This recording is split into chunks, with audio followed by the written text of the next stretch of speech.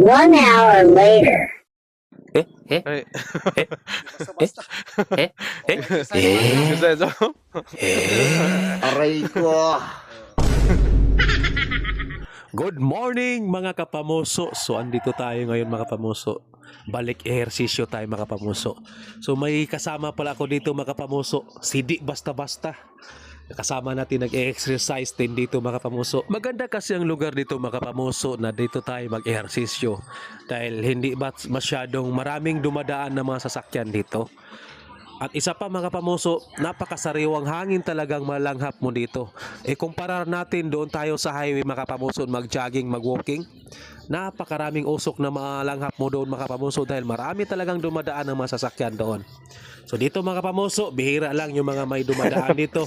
At kasama pala natin mga kapamuso, si Di Basta-Basta. Dito rin pala si Sir nag-ehersisyo mga kapamuso.